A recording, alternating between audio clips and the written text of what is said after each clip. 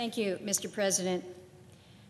Mr. President, there's been a lot of discussion this evening by my colleague from New Jersey, my colleague from Rhode Island about the issue of climate change and the impact. I come from a part of the country where climate change is there, it is with us, it is real, and it is something that we look to as Alaskans with a reality of this world view.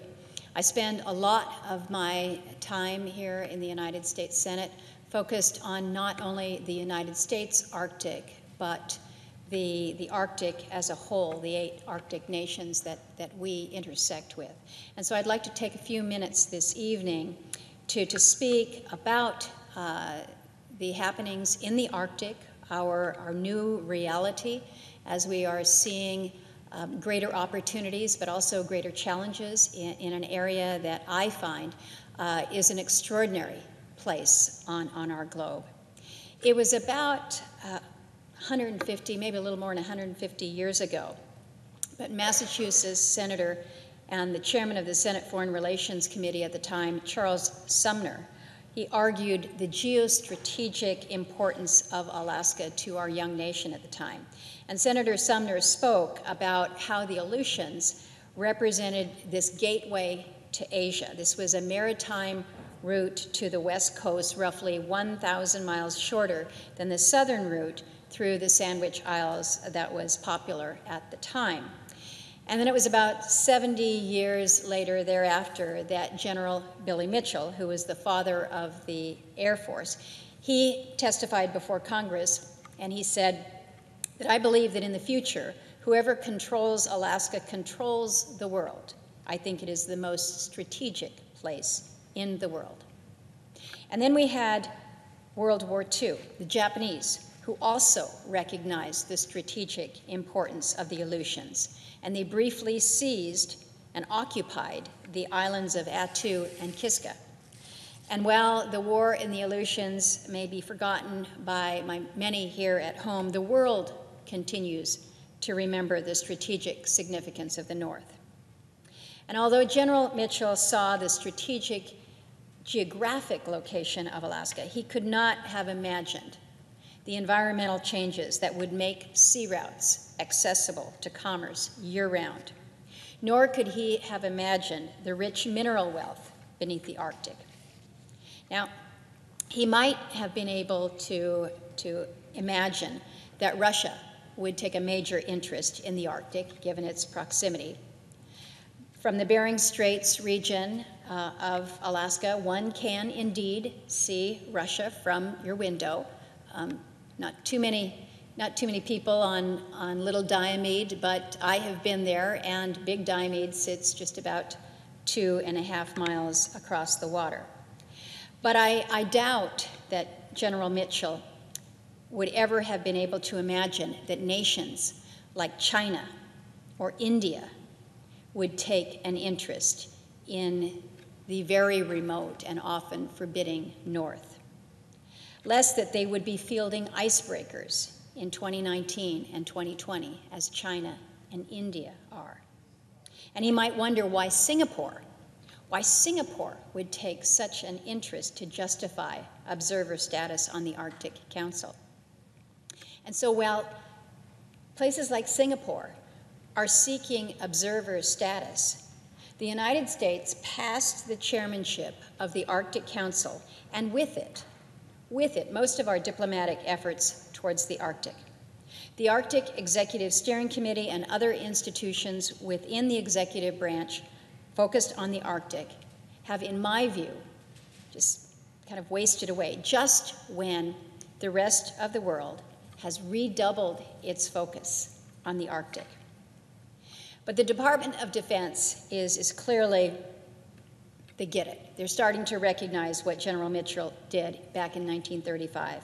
Before the Defense Appropriations Subcommittee back in May of 2016, I asked Secretary Carter whether we were doing what we needed to do from a defense standpoint to address changes in the Arctic. And his response was pretty frank, and I think very revealing. He told me, and this is his quote, "The Arctic is going to be a major area of importance to the United States strategically and economically in the future. I think it's fair to say that we are late to the recognition of that, but I think we have the recognition. And now you are asking what comes in behind that recognition. I think a plan that is more than aspirational is needed, and I would be happy to work with you toward that end." So at that time, Secretary Carter's candor was refreshing, if not long overdue. But I have to tell you, we are still waiting for a plan that is more aspirational in the Arctic. Not just a plan, but a plan that is fully resourced. And as an appropriator, I know full well how difficult that is to achieve. Sometimes around here, like a tree that falls in the forest when there's nobody there to listen, seems like official Washington doesn't recognize that something new and very real is occurring until they read about it in the New York Times or perhaps the Washington Post.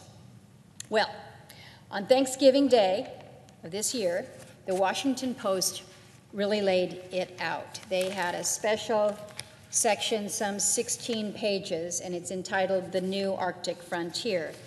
And I'd like to quote from the cover of this special section. It provides, "As the Arctic slowly thaws, the United States, Russia, China, and other interested nations are reconsidering how they strategically approach the region. Corporations have launched new missions to search for oil. Commercial fishing continues to evolve.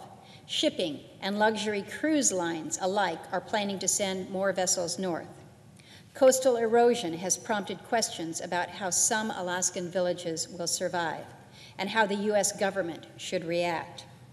Against this backdrop, militaries are increasingly preparing for potential conflict in the Arctic. The United States is shifting forces to the north, planning to build a new class of icebreaker ships and cultivating stronger relationships with Nordic militaries. Russia, meanwhile, is investing in ice-capable vessels and infrastructure improvements, and China has declared itself a new Arctic state." Well, this really sums up where we are today. Truth be told, General Mitchell has been proven correct in ways that he probably could not have imagined when he said Alaska is the most strategic place in the world. For example, right now, here today, Anchorage has the 5th busiest cargo airport in the world, not in the country, but in the world. So we're sitting here in Anchorage, Alaska. We are less than 9.5 hours from 90% of the industrialized world. So whether you're going to Singapore, London, Mexico City, less than 9.5 hours, again, from 90% of the industrialized world. So many carriers like FedEx, UPS, Alaska Airlines, Atlas Air, and others, they're already using Anchorage as a cargo hub because of this very, very central location and these very real opportunities for commerce. We're also looking to regain Ted Stevens International Airport's position as a hub for international passenger travel. Now, we're getting ready for the holiday season, for Christmas. I think Santa had this figured out a long time ago. He knew that the shortest way to get around the globe, whether you're going to Fiji or London or Los Angeles or Seoul, the quickest way is over the pole. Even Santa understood the geostrategic position of the Arctic. But it is Alaska. It really is Alaska, sitting right up there, which is the gateway to America's Arctic, that is at the center of all of this. And that's just not me bragging, me as the Alaska senator being parochial about it. It is real, it's compelling, and it's demanding of attention and action. And I know that that's not easy. The Washington Post editors observed that the Arctic portends great opportunities and great challenges. So Let's get to work on this. And that's my central message today.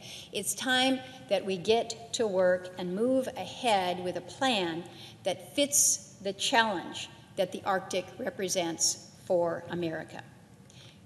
We talk a lot about aspiration. The time for aspiration is over. It's time for action.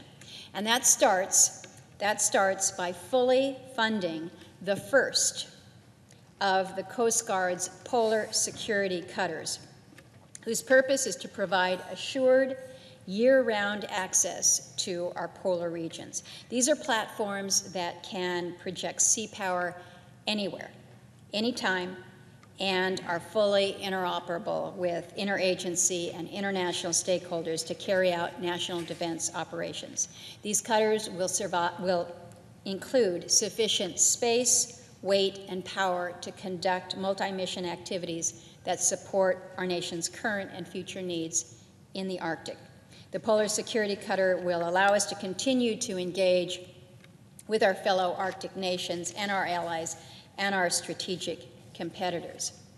But I share with you a picture of our existing polar icebreaker. But when you look around the world, the various flags, here we are sitting in the United States, one of 8 Arctic nations, and we have 2 icebreakers. Well, you say 2, maybe that's all we need. Well, one of them is permanently in dry dock in the Seattle-Tacoma area. She's never going to see activity again. The other one, Polar Star, is on her second life. She's working hard, but she's down in Antarctica, and she will be in Antarctica until she too is retired. And then where does that leave us? Where does that put us? We have a medium-strength vessel, the Healy. She does great work. But that's what the United States has. Canada has 9 government-owned, either operating or under construction. China, 4. China, who has just determined that they should be a near-Arctic state. Russia, 34. And when you count those that are non-government owned, it's well over 40. So here we are, the United States of America, an Arctic nation, and we're down to about 1 icebreaker. So we've got some work to do here. Over the past several years, funds have been secured through the Navy to get started in building a new polar security cutter. And this year, the administration wisely decided, and I thank them for working with us, but they've decided that it's time to lock in the project by budgeting the remaining funds necessary to complete the project. It's about $750 million. That's a lot of money. That's a lot of money, but I would submit that that investment in a polar security cutter is a small price to pay for the ability to project U.S. sea power in the Arctic. And the question of whether or not we follow through on this very important step is going to be determined this week or perhaps next as we complete the fiscal year 2019 appropriations project. So I would dare to suggest that our competitors in the Arctic are watching very, very closely whether we have the resolve to follow through on the first of these polar security cutters. Bringing the polar security cutter online will give us capacity. We appreciate that. But the next and perhaps even more difficult challenge is to build the infrastructure to support the next phase of U.S. sea power in the Arctic. And most critical for that is the development of a deep water port in the Bering Sea. Our reality is, right now, the Alaska deep water port that is nearest to the Arctic is located in Dutch Harbor. Dutch Harbor is some almost 1,000 miles away from the Arctic. So when you're down in the Aleutians, and I'm looking at my imaginary Alaska map here, but when you're down in the Aleutians, that's your nearest deep water port. It's 1,000 miles to get up to Point Hope, to barrow in that area. And so a port is a critical piece of infrastructure that is needed. And it will serve many, many uses. It can support the Navy, the Coast Guard, NOAA's research mission. It will support search and rescue activities that may be necessitated by increasing commercial vessel traffic in the Arctic. And it will provide a platform for the U.S. to harvest some of the economic upside of commercial vessel transits. Rear Admiral John White, U.S. Navy retired, is president and CEO of the Consortium for Ocean Leadership, and at a recent event that was sponsored by the Wilson Center, he characterized the requirement for a deepwater port in the Arctic as a no-brainer, is what he said. And he went on to say, but unfortunately, it's not a no-coster. Last summer, Navy Secretary Spencer looked at some various sites, potential sites for a deepwater port, and he's very engaged in seeing how we can be working together to bring the funding partners to make this happen. And we look forward to working with him towards this endeavor, but his engagement is so greatly appreciated. He clearly understands the potentials here. So all these developments are very, very positive, far more positive than we have seen in recent years, and I'm grateful for that. But they're building blocks, and the race to protect America's strategic interests in the Arctic demands attention on more than just defense, and it will take coordination. And that's why I'm going to be introducing today two pieces of legislation that are designed to reinvigorate America's national and commercial strategic efforts. For well over a decade now, you've heard me talk about how the diminishing Arctic sea ice presents both opportunities and concerns. So if you look at this map here, so you're looking at planet Earth from the perspective that most of us in Alaska view, which is from the top on down. You've got the U.S. Arctic here with Alaska. You've got the Canadian Arctic here. Here's Russia, coming all the way around to Iceland, Greenland, down in this area. But as I mentioned at the beginning of my comments here, we recognize the impact that climate change is having on the Arctic, rapid impact, more so than any other part, clearly, of the United States. The latest report from the U.S. Global Change Research Program underscored this fact. Since the early 80s, the annual average Arctic sea ice extent has gone down by about 4% per decade. The decrease for September sea ice extent, this is the time of year where we have the least amount of ice, this time period has been even more pronounced at somewhere between 10.7 and 15.9% per decade in terms of the decrease in the sea ice. So what does all this mean?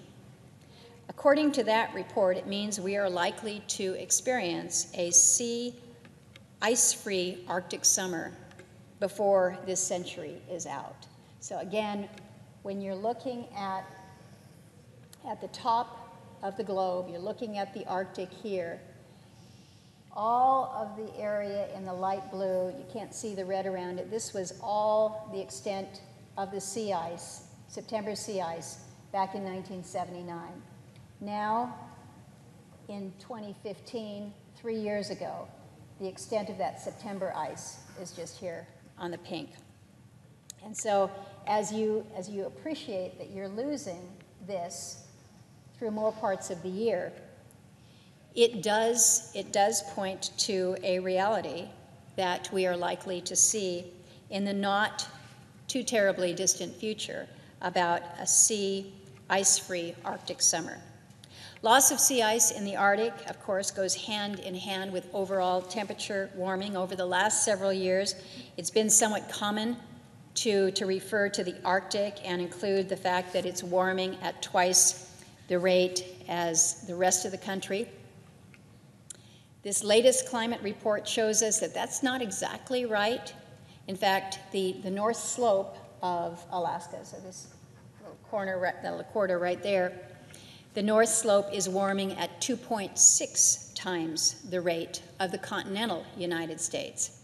So much of the rest of the state of Alaska is warming at more than twice the continental US rate as well. So it's not just twice as fast, it's more than twice as fast. So again, we're paying attention.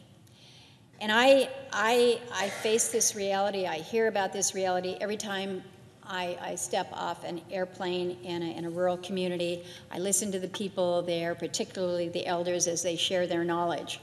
Record low extents of Arctic sea ice threaten many of our indigenous communities because of threats of coastal erosion, less ice, waves build up, beat against the shore, erode it. But it's more than just the coastal erosion. It is the impact on their traditional ways of life, food security issues, hunting, access to resources to basically exist. So we are very in tuned, but it's not just through the eyes of the people that are living there. This is abundantly clear in both the scientific data that's collected by our state and our federal agencies, as well as the experience of rural Alaska Natives. According to this most recent report, the cost of infrastructure damage from a warming climate in Alaska alone, we had our own chapter in the report, the cost could range from $110 to $270 million per year. So changes to our air, our water, our soil, our food security, our disease ecology, directly and indirectly resulting from our warming climate, are going to impact the lives and the health of every Alaskan. So on the one hand, the future in the Arctic looks increasingly challenging for our rural communities. And then on the other hand, the future also represents a new frontier. There's opportunities out there, whether they are in construction, in tourism, in energy, in minerals, in shipping, in community development. So you've got challenges, you've got opportunities. For some time now, my team and I have been working on 2 pieces of Arctic legislation to support responsible investment and development in the U.S. Arctic. And it hasn't been easy to meet the expectations and the needs of rural and indigenous communities that are most impacted by climate change in the U.S. Arctic, while at the same time focusing on economic development, environmental stewardship, human security. But we've really been trying to mesh these all together. And I believe that these 2 bills that I am introducing along with Senator Sullivan, the Arctic Policy Act of 2018 and the Shipping and Environmental Arctic Leadership Act of 2018, that's the SEAL Act, I think that they are steps in the right direction, helping us move closer to meeting these objectives. So the first bill, the Arctic Policy Act of 2018, will statutorily establish the Arctic Executive Steering Committee under the Department of Homeland Security and provide the coordination necessary to advance a truly integrated plan for the Arctic. By reinvigorating the central coordinating body for Arctic issues, the legislation will provide a venue to deliver the type of plan America needs, and more importantly, a place to work that plan into action across agencies. As it stands now, everybody has a little bit of a piece of something when it comes to the Arctic, but it doesn't really seem like there's any coordinating entity. And when you don't have anybody that ultimately has that responsibility, oftentimes it's hard to see the progress. We know federal policy does not exist in a vacuum, and so in addition to establishing the Arctic Executive Steering Committee, the legislation will also establish an Arctic Advisory Committee to ensure that residents of the Arctic and Alaska Native people have a seat at the table for the development of policy. They don't want to be sitting back and being told what is happening. They want a seat at the table. And as the indigenous peoples of these regions, they have fully that right. Further, the legislation calls for the establishment of regional tribal advisory groups starting with the Bering Sea Regional Tribal Advisory Group, to advise the federal government as it shapes national priorities within the region. These tribal advisory groups will be empowered to provide advice on specific challenges or regionally important issues. I like to say that you go out into rural Alaska, you go out to a small village, you're not going to find a lot of PhDs out there, but what they do have, they've got a PhD in Arctic living. They know what's going on. Their very life, their survival depends on understanding and appreciating their world around us. In the Arctic, we've got an opportunity to show the world here how to integrate indigenous knowledge and voices into policy and science. And that's why the legislation will also update the Arctic Research and Policy Act of 1984. This was legislation that my father introduced when he was here in the Senate. But this will include, we will update this to include more Native voices at the Arctic Research Commission, and thereby push to include traditional knowledge and community coordination in our nation's scientific efforts in the Arctic, especially our efforts to study and understand climate change. The second piece of legislation that I'm introducing is the Shipping and Environmental Arctic Leadership Act of 2018, the SEAL Act, which establishes a congressionally chartered Seaway Development Corporation in the Arctic. So this Arctic Corporation will work with representatives from NOAA, from the State Department, from the Coast Guard and DOT, as well as representatives from the state of Alaska, the Alaska business community, Alaska coastal and subsistence communities, and the Alaskan Maritime Labor Organization, to help develop an Arctic shipping union whose leadership will advocate for safe, secure, and reliable Arctic seaway development, and further ensure that the Arctic becomes a place of international cooperation rather than competition or conflict. The capacity to get maritime and shipping services funded by means of international cooperation is not a new concept. We've seen it done. It exists with the St. Lawrence Seaway Development Corporation in the United States. This is one example where countries which share a large maritime border, the United States and Canada, are able to develop a seaway system, one that's safe, secure, and reliable for its users. I have people stop me and say, well, this is so many years off where we're going to see levels of commercial activity in the Arctic. There's no real need to move on this, is there? Well, again, I will just remind you of some of the charts that you have seen. The multi-year ice that once made the Arctic impassable and shielded our northernmost border year-round is diminishing, again, due to climate change. And because of this, shipping in and around the Arctic traffic will increase. So when you appreciate where we are with the Northwest Passage here, Northwest Passage by 2025, intermittently open, but the pathway, if you're going from the Bering Strait, right off of Alaska here, through Rotterdam, you're going to have an opportunity to basically be cutting through there. The Northern Sea Route, following through Russia. By 2025, they anticipate that this sea lane will be open for a full 6 weeks. The transpolar route, going more directly over the pole by 2025, have 2 weeks of open shipping. So yes, shipping is going to increase. When you can figure out a quicker way to get from Asia to Europe, when you can shave off days, when you can use less fuel, you are saving money.